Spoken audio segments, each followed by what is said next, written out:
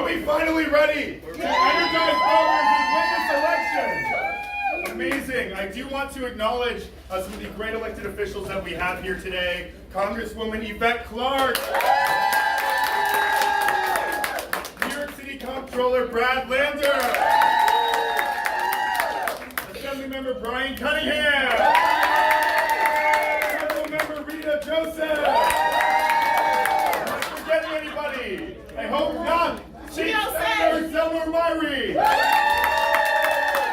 We're going to do a couple more chants before we. And I'm City Council Member Chiose. And we're going to do a couple more chants before we pass it off to our wonderful state senator who will be emceeing today's GOTV. When we vote, we win. When we vote, we win. When we vote, we win. When we vote, we win. When I say Tish, you say Tish. Kathy, you say Hochul. Kathy, Hochul. Kathy, Hochul. When we vote, we win. When we vote, we win. When we vote, we win. It is a must that we go out and vote in this election. Thank you so much for being here today. Energize your neighbors. Every single person that you know that is not in this room today, give them a call, give them a text, post on Facebook, Instagram, TikTok, whatever, and energize those voters today. And I just spoke to a voter just now after I spoke, and she critiqued me with some wonderful critiques that, these Republicans talking about tough on crime this, tough on crime that, they're the party of law and order. They want more guns on our streets. They're the ones that are resisting the calls of the American people and stopping the iron pipeline of firearms in our city. So thank you to this future politician right over here for the critiques of my speech. But let your friends and family know that same point. Because I know people are scared right now. People are scared of the crime that exists in this city. But Republicans are not the answer to that crime. They will make our city more dangerous than it already is. So when we vote, we win. When we vote, we win. When we vote, we win. And now I have the great pleasure of introducing State Senator Zelma Myrie. I feel like I'm on a game show because I'm ready to rock. I'm ready to rock. So I think we're still waiting to have our guest of honor here. But let me just say, as the representative of Tivoli Towers, thank you to Tivoli for allowing us to be here today.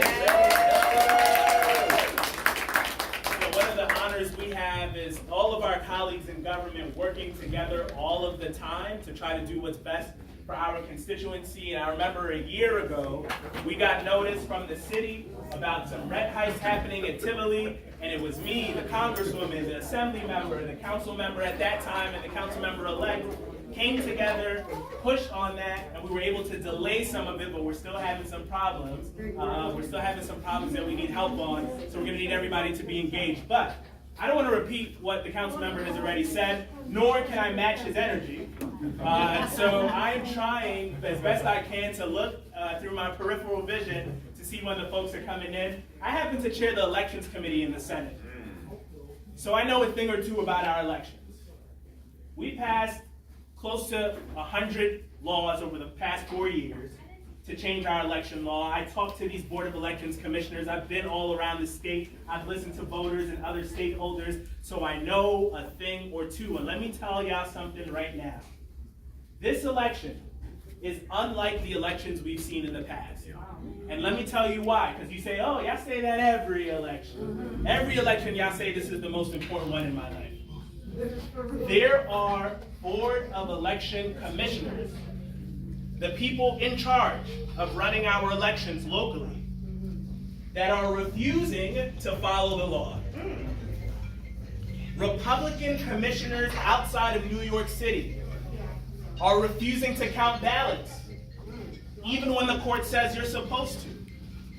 Our Republican commissioners on the state level, remember we have a balance in the board of, we have to have an even amount of Democrats and Republicans.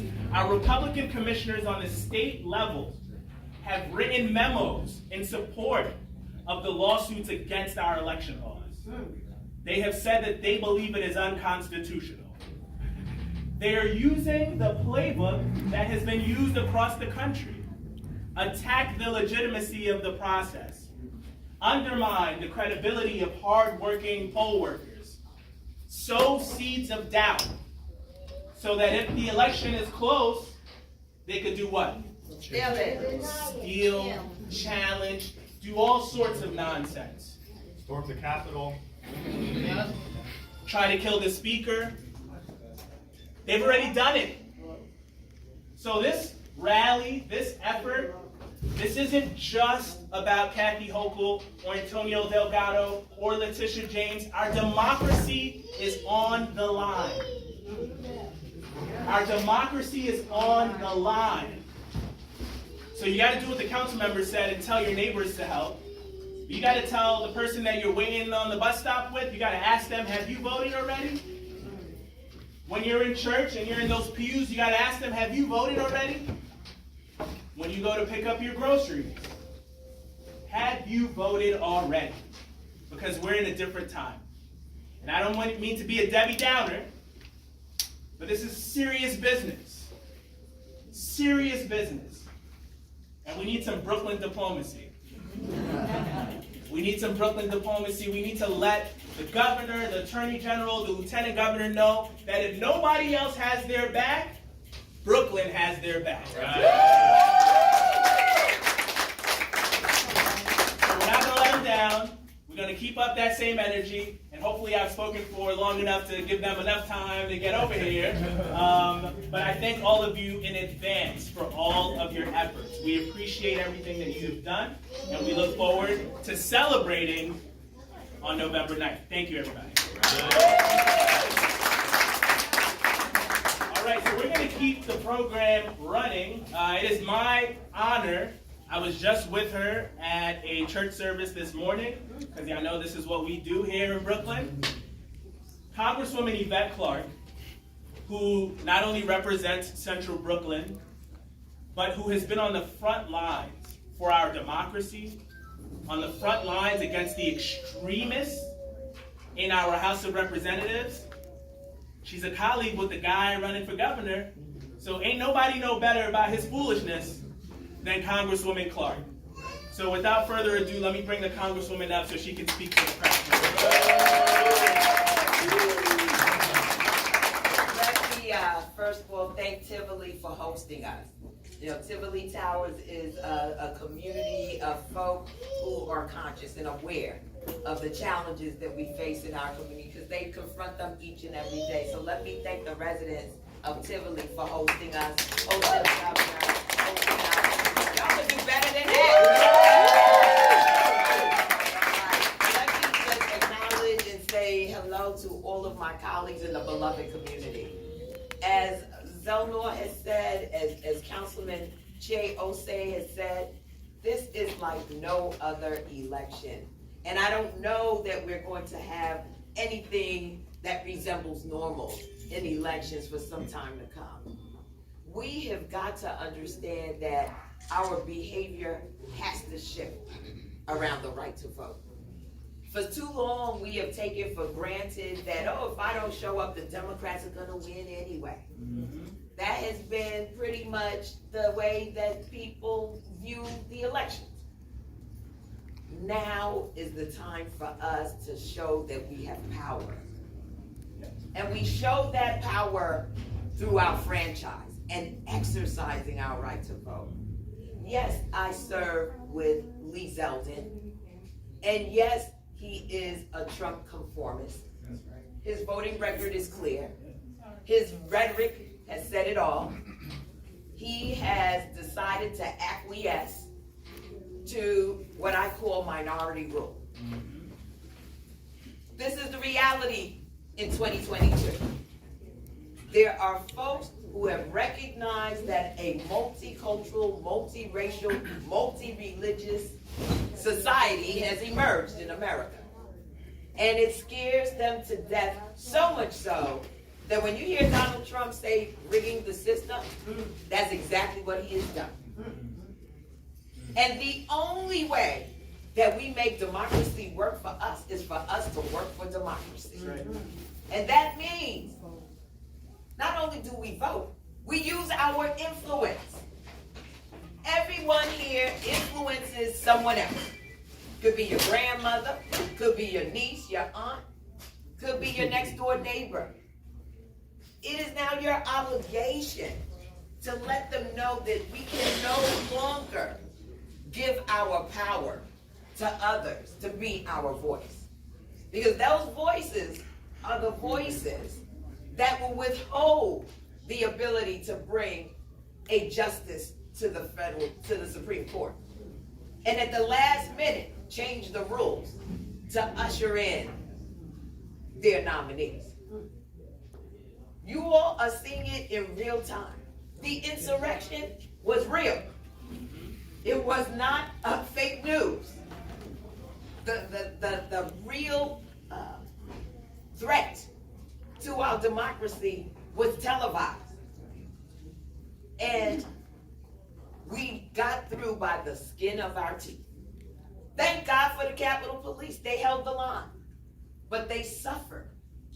They suffered as a result of holding that line. And we all suffered as a nation because of that insurrection. And now we have folk right here in the state of New York, at every level, congressional seats right now, running against Governor Hochul, that espouse the same thing.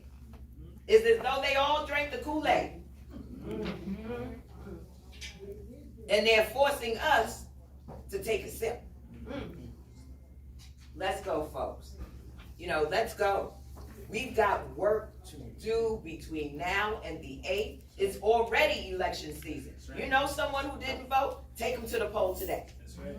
You know someone who wants to vote but needs a ride? Give us a call. We'll get them there. We got to do everything in our power. We can't leave anything up to chance. We can't say on November 9th, if I had only. That's right. Because regrets at that stage will mean a lot of suffering in our state. Will mean a lot of suffering for a lot of folks. The wickedness that we're experiencing right now is real.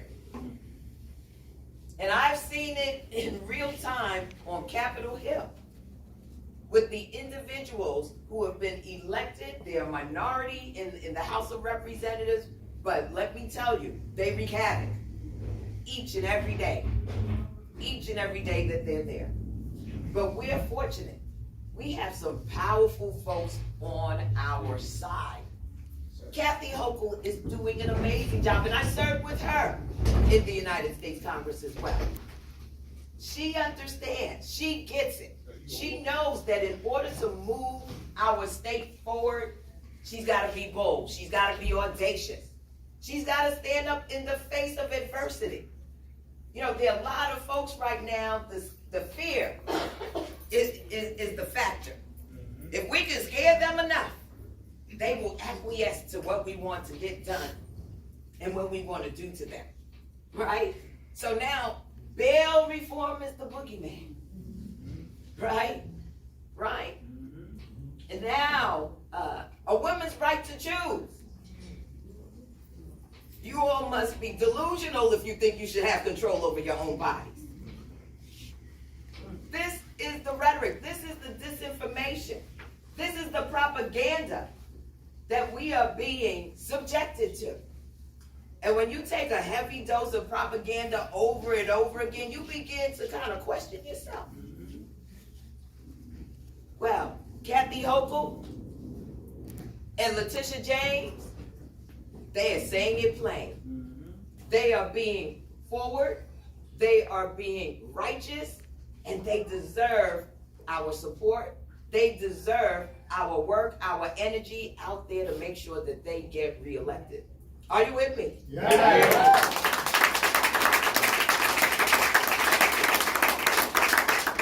This is not the time to play. This is not the time to pussyfoot around. This is the time to roll up your sleeves, get in these streets, and let's get the job done. Right. Listen, at the end of the day, they watch the numbers. They being our adversaries. They know what voter suppression looks like. They know what communities are going to show up and which ones are going to hit the high water marks and which ones are not. We've got to prove to them that Central Brooklyn will outvote the entire nation. That's right. Woo! That's right. We gotta hit a new high watermark, guys. It's a midterm election. We can shock the world coming right out of Kings County. We have one of the highest voter registrations in the nation. Come on, don't make me look bad. Don't make me look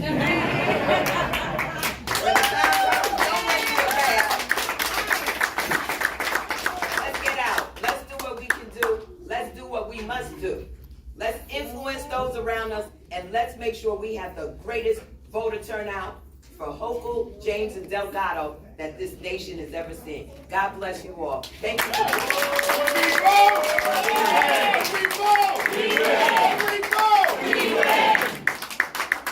Thank you, Congresswoman. Thank you, Councilman, for continuing the enthusiasm.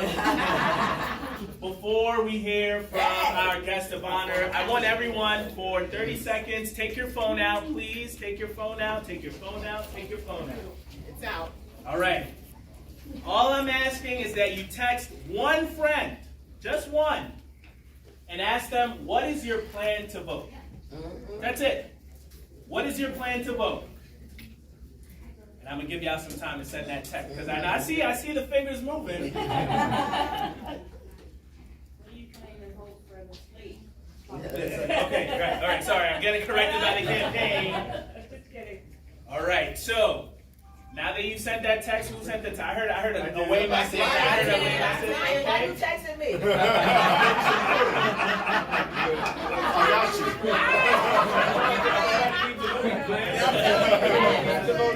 All right, so next up for us today is someone that I'm very glad that is joining us. Our controller, who's the man that controls the money, but also someone who has stood up for our values, who have stood up for our communities. I want to give him an opportunity to speak to us as we're looking towards the end. Controller Brad Lander. Thank you. Good afternoon, my friends. It is a beautiful day to be here at Tivoli Towers. Thank you, Tivoli Towers, for hosting us. Yes. Thanks all of you who've given some time on this gorgeous Sunday, because you know this election is so urgent. So first, I just want to see who in the room's already voted. All right, that's a lot of folks who voted. Yes. Who is planning to vote early that hasn't voted but's got to vote early?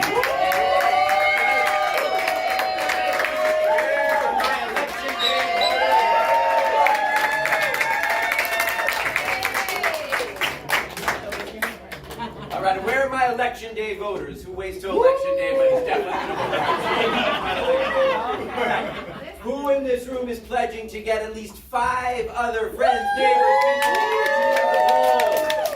All right, we got our big guns here now, so I'm going to be brief because we are so good and fortunate to have our Attorney General and our Lieutenant Governor with us. But I'm just going to say a couple of things to you quickly. So for those of you I don't know, I'm New York City Controller Brad Lander. So honored to represent and fight for you guys every day. But you know, because you're here, how urgent this moment is. And it's a little confusing to figure out how we got here, right? Because we can all see, we know these folks that if they were to win, you know, they're working hard to take away folks' right to vote. They're working hard to demonize black folks and immigrants. They're working hard to steal reproductive rights. They're, you know, if they got control of Congress, of course, first thing they do is give big tax cuts to corporations. If they got control of the apparatus in Albany, do you think, I know we got tenants in the room here at Tivoli Towers, Department of Housing and Community Renewal, that reports to the governor. Do you think Lee Zeldin's Housing and Community Renewal is on the side of tenants? You know it's not. Lee Zeldin's MTA is going to invest in the subways we need? No.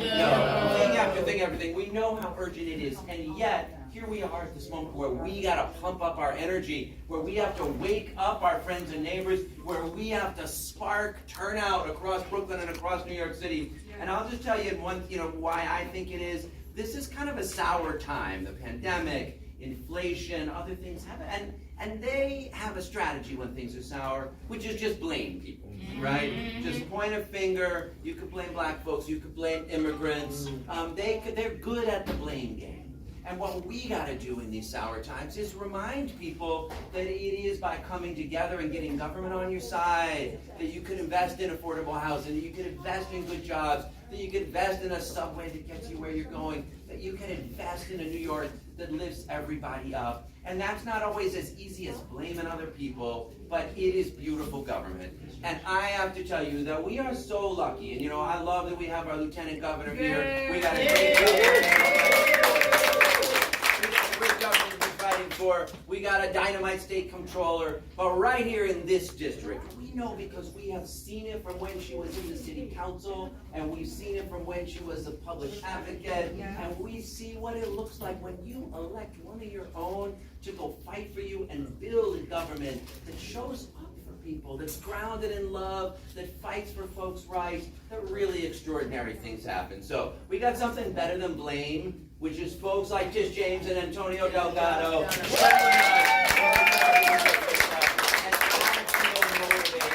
To go out and make sure more of my neighbors vote, to do more of this together. We know we can turn folks out. Let's wake up our friends and neighbors. Let's wake up Democrats across Brooklyn. Let's put it all on the field. Yes. For Kathy Hochul, Antonio Delgado, Tom DiNapoli, and our very own Tish James. When we vote, we win. When we vote, we win. When we vote, we win. When I say Kathy, you say Hochul. Kathy, Hochul. Kathy, Hochul. When I say Tish, you say James. Tish, James. Tish, James. When I say Antonio, you say Antonio. Antonio. When we vote, we win. When we vote, we win.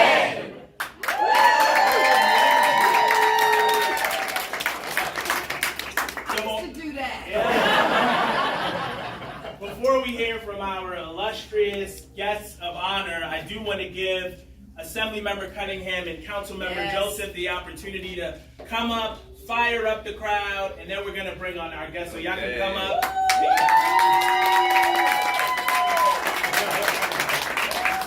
Good evening, everyone. Good afternoon. My name is Councilmember Joseph, and I'm excited to be here with my partner in the state government because when we vote, we win. When we vote, we win. I'm here today so we can win this, bring this home for this slate. Let's go. So let's go. Let's do this. I'm going to take my building. I'm a building captain for this vote, so I'm taking everyone to the polls tomorrow morning to make sure we win. Everything is on the line. Public safety, education, the right to my body. And if I ever have a daughter, I'm working to protect her right. So when we vote, we win. When we vote, we win.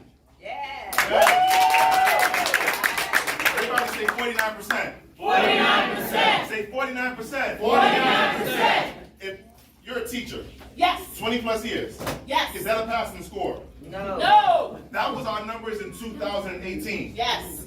That will not be enough to withstand the resistance that's happening in this country. No. When we vote, we win. When we vote, we win. So what are we going to do tomorrow? Vote. What are we going to do tomorrow? Vote. What are you going to do right now? Vote. Are you going to text somebody right now and make sure we say back to Albany? Mr. James back to Albany to fight for our nation. Everybody give up the cause.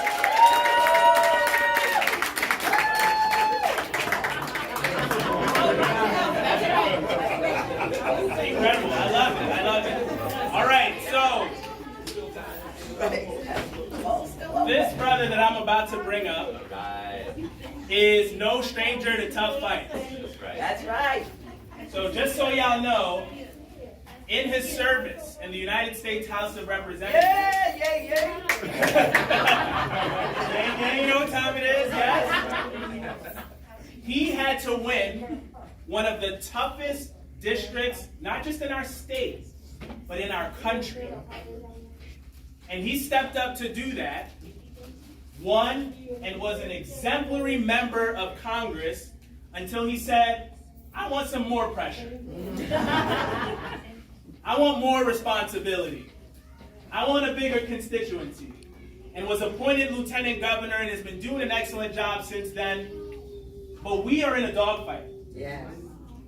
And when you're in a dogfight, You need a dog. Right. And you need someone that has the dog in them. Right. And our Lieutenant Governor, Antonio Delgado, has that dog in him. So I want to bring him up and help us lead the way, brother. How y'all doing? Thank you, Senator. I appreciate your kind words. We are in a fight. Sister Clark, Yes. it's good to see you. Give me fuel to see you, so thank you for being here. Rita, Chi, thank you for all that you do. Brian, thank you. We have a lot on the line. What's on the ballot? First and foremost is our very democracy. There is an assault on truth. Yeah. And I want you to understand what I'm trying to say here. There's an assault on truth, on what's real and what isn't, facts and fiction. Okay? A lot of folks talk about freedom, what freedom means. How do people move freely in society or make free thinking decisions in the absence of order? Ask yourself that. When you can't predict things, or when you think something is one way, but it actually isn't. How do you make free thinking decisions in the absence of order? It's hard to do that. And how do you have order in the absence of facts and truth? Things you can rely upon. Make rational judgments based upon for the betterment of yourself, your community, your family, in the absence of facts and truth. When you have individuals who are seeking power here in New York at the highest office, who are unwilling to operate with truth and with facts, they are assaulting order, they are assaulting freedom, and they are assaulting democracy. And they're setting us back. There are folks who fought long and hard for us to get to this place where everybody has a voice in society. Everybody counts. No matter your race, your gender, your religion, your sexual orientation, everybody's voice counts in a democracy. But when you have folks who are willing to peddle fear and hate and misinformation for their own ascent to power, they are assaulting not just each and every one of us, but the very foundations of our democracy. These are the stakes. And it's not like it's happening somewhere in some other part of the country. Down south somewhere. It's happening in New York.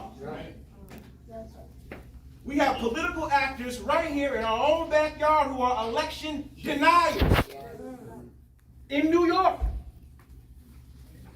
who want to strip away reproductive rights in New York, who want to strip away labor rights in New York, who have no vision for a way forward. None. Won't talk about what it means to create affordable housing or health care or create jobs. No vision at all. All they talk about is fear and hate and division and extremism. They pit folks against each other. We have to have a counterweight to that grounded in love, in truth, in freedom, in unity, in compassion, in understanding, in being solutions oriented, and having integrity, and being decent and honest. Yes. These things have to matter. They just have to matter. And these are the stakes right now in our own backyard. In our very own backyard. And I know it's easy. I know it's easy to be dismissive and not feel like, it matters. It's all a game for some anyway. You're here because you understand it's not. I understand what's happening out there. A lot of folks feel dispirited by what we're experiencing right now. But democracy counts on people to sustain it. It does not sustain itself. It requires people to do the work. It requires people to show up every single day. People lost their lives for the right to vote. The great John Lewis, Edmund Pettus Bridge, got his skull broken on that bridge for the right to vote. They did that for a reason. Because it matters. That's how change happens. That's how collective bargaining happens. for labor. That's how reproductive rights and voting rights for everybody happens.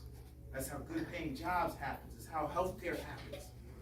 These things stand on the shoulders of giants who fought and who worked. And it's up to people, the people, to make that change happen.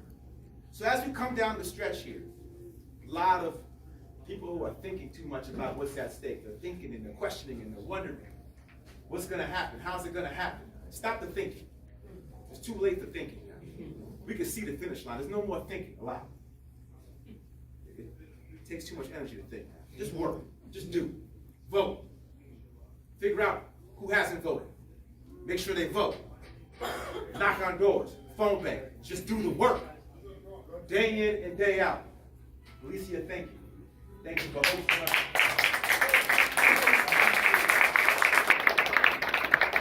I appreciate you giving us this space.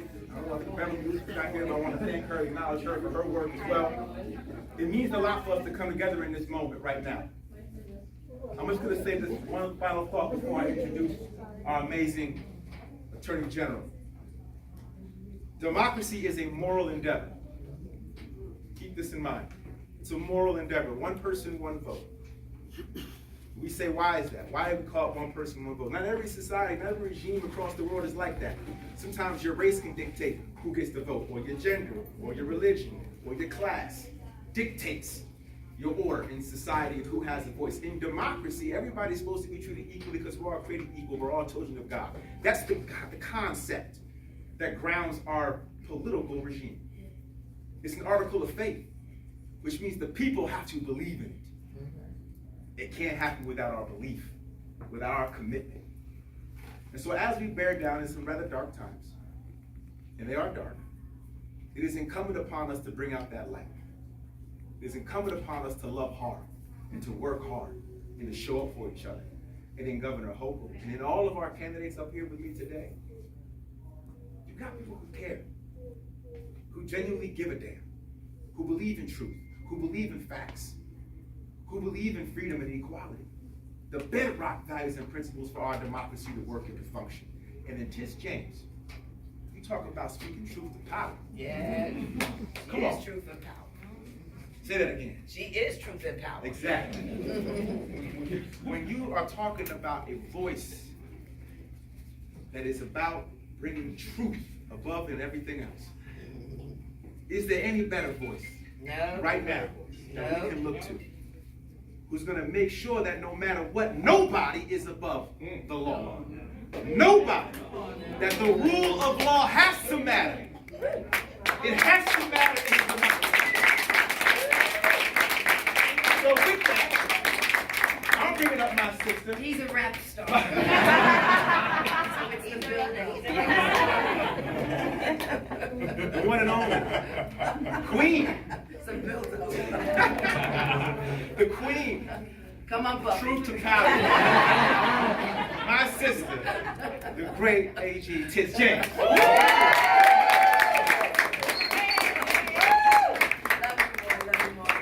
One to my fabulous and my wonderful sister, Congresswoman Clark. Thank you so much for leading the charge. GOC, who I've worked with on tenants' rights and on so many other issues. Thank you, Council Member. And Council Member Joseph, thank you for being here. You know, in the New York City Council, we're making history with so many women of color and people of color and members of the LGBTQ community. Thank you so much for being here. Yeah. And to Antonio Delgado! As my girlfriends say, he's a tall cup of tea. And to Assembly Member Benjamin, a round of applause, who's doing a great job. And Senator Myrie, who's knocking it out of the park each and every time with creative legislation. I'm no stranger to Tivoli Towers. I represented this place for a very, very long time. We saved this building from foreclosure. That's right. This building, as you know, was being taken away from tenants. Yeah. And as you know, we uncovered, working with legal services when I was a city council member, a deed restriction, which basically prohibited it from being transferred to private hands. And so I see all of you. I remember that fight. We were here each and every day with Congresswoman Clark, and we were successful in saving this development for residents in this community who have lived here for a very, very long time. And so I'm so happy that the elevators are working, because if they were not working when I walked in, you would have seen another side of Letitia James. But I'm not happy because the community room has been taken. The elected officials who represent Tivoli Towers, the community room has been taken. And let me just say that there needs to be some noise about that community center. Because that community center, as part of the deed, was supposed to be open to residents. And they should not have walled it off for construction. We used to meet in that community room. We had tenant association meetings in that room. We've had Christmas parties in that room, baby showers, weddings in that community room. And now that community room is not available. And so I'm urging elected officials who represent Tivoli Towers, it's now time to rise up and to speak to the owner of this building and allow tenants to use that community center. Otherwise, Letitia James will be back.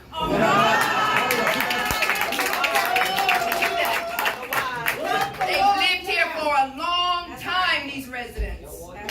A long time. They've blood, sweat, and tears. We marched, we struggled, and we sued. We've had meetings after meetings, and these residents should not be denied. That's right. And it's so critically important is that we bring that kind of compassion to this election. That's right. Because tomorrow's Halloween, and we will not be tricked. We will not be tricked into thinking that the Republican Party is going to care about you. Right. We will not be tricked into thinking that the Republican Party is going to stand up for women's rights. That's right. We will not be tricked into thinking that they care about the issues of communities, the issues concerning voter suppression all throughout this state and all throughout the United States of America. And yes, voter suppression is happening in New York. How do I know? Because I sued 2 individuals who sent out robocalls in Buffalo, primarily to African Americans, saying that if you go to vote, there'll be debt collectors. If you go to vote, there'll be law enforcement officers. If you go to vote, they're going to have your data and your privacy. And we sued them, and those 2 individuals were indicted and were sent to jail. In addition to Rensselaer County, they took away early polling sites from communities of color in Rensselaer County, and we joined with the NAACP in Rensselaer County in bringing a lawsuit. We challenged those officials who did not provide early voting sites in communities of color. We were successful there too. So, despite the fact that we are a blue state, there are still challenges in the state of New York, which is why you need an attorney general who has courage. Because all of the offices that we hold, one of the requirements is that you have courage, that you have some steel in your backbone, some steel in your spine, that you're not afraid of anyone, and that no matter how much money that they pour at you, that you'll speak truth to power, and that you stand up because you believe in one system of law, and that no one is above the law, and that you will use the law both as a sword and as a shield, and you're marching each and every day with individuals with Tivoli Towers in your heart, and individuals in Ebbets Field in your heart. And you'll remember their struggle, and all of those who died and sweat for the right to vote. And we will not be denied. The people's lawyer. You saw that commercial, huh? So I need all of you. I need all of you to remember. And don't be tricked into thinking that we don't care about public safety.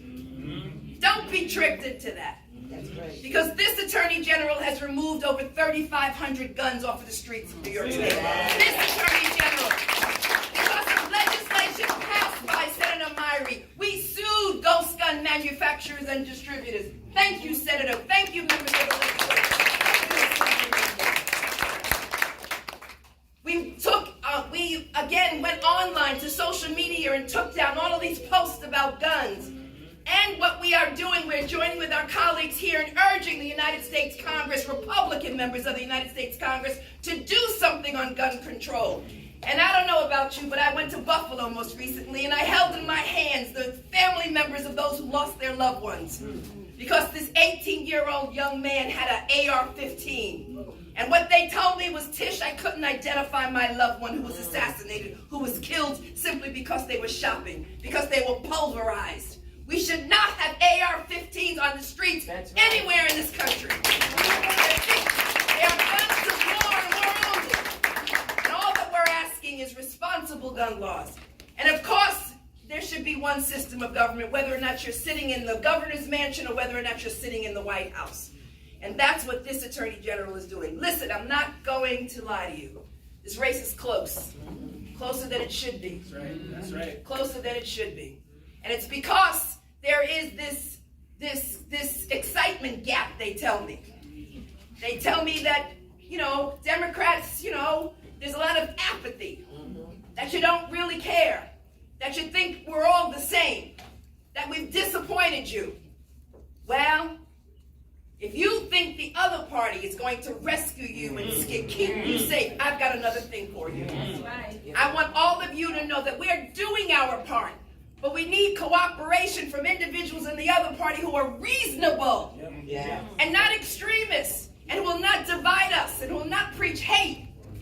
That's what we need. Individuals who recognize that you were voted into office because you want to solve problems and not be a party of no.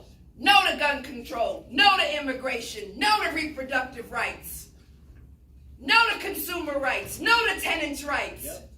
No, no, no. We need a party of solutions, and we need individuals who recognize that. And this Republican Party is not my mother's Republican Party. That's right. This is a Republican Party of hate. Yeah. And a Republican Party that seeks to divide us based on artificial constructs. And I don't know about you, but I refuse to go backwards. That's right. And each and every day, all of us here, we stand up for labor because we recognize that labor is the reason why we've got a middle class. And the reason why you got some weekend off. They're inextricably tied to one another, and all that the other party wants is to vote for the right to work. And what is the right to work? It sounds kind of nice.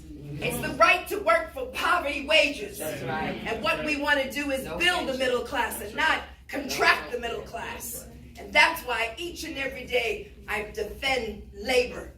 Individuals whose wages have been stolen. Individuals who have not been entitled to sick leave. Individuals who have not gotten overtime pay. Individuals who've been misclassified, and etc. Women who've been harassed on the work site. Each and every day we've got to stand up for labor, not here in New York, but all across this country. That's right. That's what we urge all of you. We've done our jobs. And now, my friends, the power's in your hands. Yeah. And you've got to vote. No matter what they throw at you, you got to vote. No matter if there's problems with your machine, you got to vote. No matter if there's a long line, you got to vote. No matter if they ask you for your identification or put some sort of obstacles in your way, you've got to vote. The Office of Attorney General, we have monitors all throughout the state of New York to make sure that your vote is counted. But I need all of you to recognize what's at stake. And what's at stake, my friends, is our democracy, our way of living, all the values that we hold true. And I refuse, and I know along with the members and the residents of Tivoli Towers who I've fought with time and time again, we refuse to go backwards. That's right. As they say in the song, this means war. So, and I say that I don't mean violence. I love that. Peace. I love that.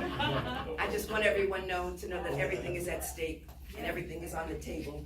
And I need all of you to be in it. So my question to all of you is, are you with me? Yeah! Are you with me? Yeah! Are you with me? Yeah! Are you with